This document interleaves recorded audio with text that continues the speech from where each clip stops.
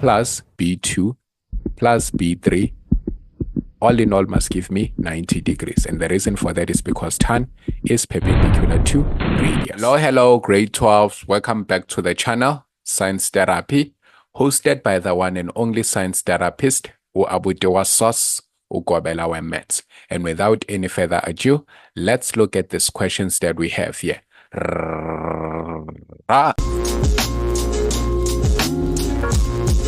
Okay, so we have question 8. It says in the diagram below, A, B, C, and D are points on a circle having center O.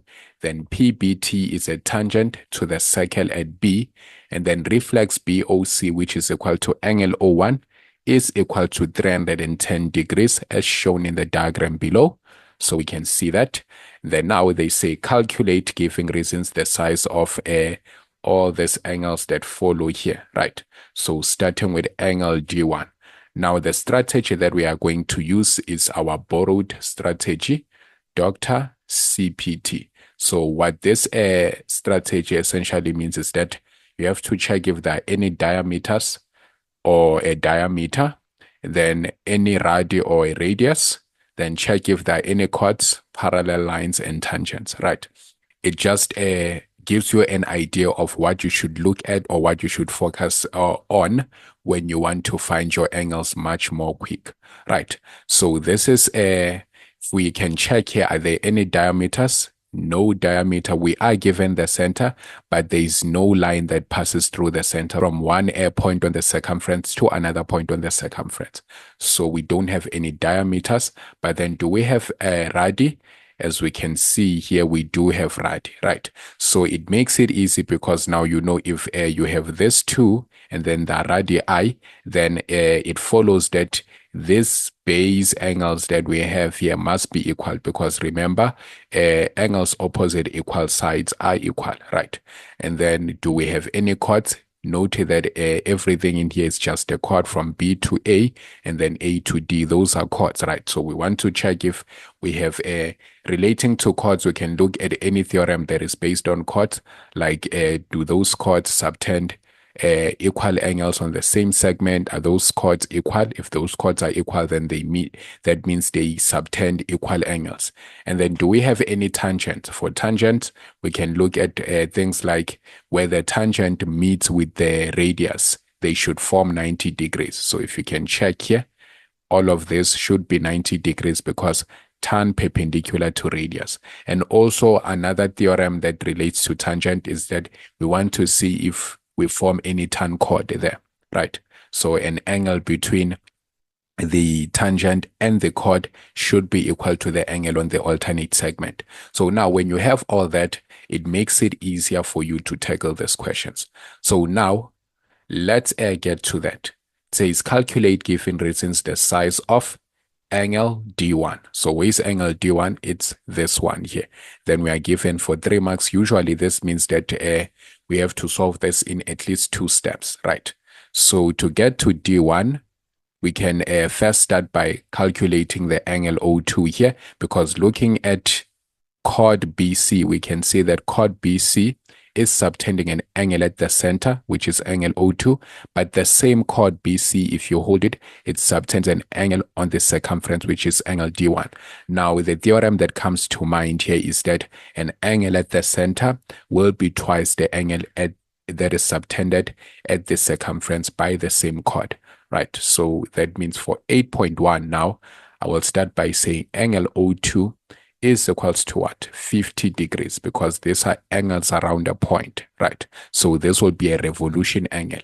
And then obviously it must add up to 360 degrees. Now, if we are given the reflex angle is 310, then we already know that 360 minus 310 will give us 50 degrees.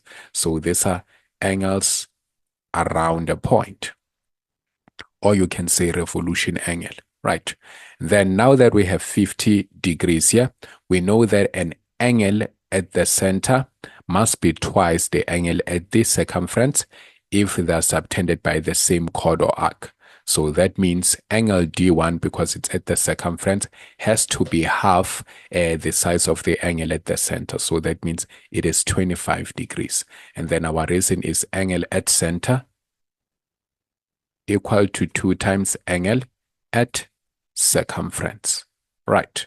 Then we are through with that. Then they would just mark 1 here and then give you 2 marks for this statement and reason. So that's 3 marks. And then for 8.2, they say find angle B3. So where is B3? We can see B3 over there. Now, the trick that you should understand with these questions, Euclidean geometry questions, once you find the first angle, then it opens up for you to find the rest of the angles.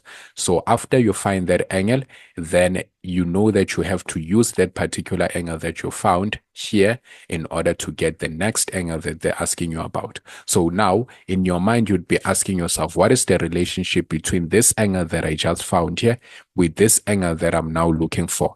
And as you can see, this is a tangent and this is a chord here. An angle between the tangent and the chord is equal to the angle in the alternate segment. So what you do is you hold this chord here, and then where it subtends the angle, then it must be equal to this angle here that was between the chord and the tangent. So that means angle B3 must be, B3, angle B3 must be equal to 25 degrees as well. And then the reason is tan-chord theorem. Right. Then we have 8.3. It says now, find angle B1 if it is given that A is 60 degrees. So what you want to do is you want to come to A and just put your 60 degrees there. But then what are we looking for? We are looking for angle B1 here. So what we can do is let's check how this 60 degrees will be able to help us. Now we are given that this figure here, A, B, C, D, is actually a cyclic chord. Now they did not mention that, but then looking at the fact that all these points that I've mentioned are touching the circumference, then it goes without saying that it is definitely a cyclic chord, right? Because all 4 vertices of the chord touch the circumference. So this is a cyclic chord, and therefore we can apply our theorems to deal with cyclic chords. So we know that with a cyclic chord, the opposite interior angles of a cyclic chord will always add up to 180 degrees. They are supplementary. So which means if I would say angle C1 plus angle C2, the whole of this angle here, right? Now others might choose to name it BCD. Now it's the same thing. This is equals to what? 120 degrees. And then you'll say it's opposite angles of a cyclic chord. Right. Now that you have this is 120 degrees, understand this. So if we can look at B2 from this whole triangle, let me mark so that we are not confused. So look at this whole big triangle here, the one that I'm highlighting in green. So remember, we did calculate D1, and then we found what? 25. Right, and then we just got 120 here. If we consider B2, then this is supposed to be 180 degrees minus 120 degrees minus 25 degrees because of what? Sum of interior angles of a triangle. Sum of interior angles of triangle. And then therefore our B2 must give us a value of 35 degrees. 35 degrees, right?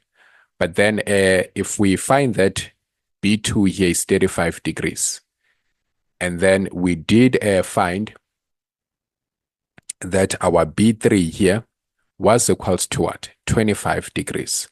Now looking at this here, this is a radius and this is a tangent. We already determined from Dr. CPT that whenever we are dealing with a tangent, we must remember the law that says a radius and a tangent, they form 90 degrees, right? We're at the point of intersection, right? So now, this means my B1 will be equals to 90 degrees minus 35 degrees, and then minus 25 degrees. And then now, the angle for B1 should be equals to 30 degrees. And that's how you have it. Right. So for 9 marks, that's all you were supposed to do. So please press the thumbs up button if you've enjoyed the lesson and then you found it helpful. And if you've been watching the videos and haven't subscribed yet, please hit that subscribe button. But most importantly, please share the link with your friends and classmates so that they may also find assistance. Remember, do not be selfish. We are winning as a team.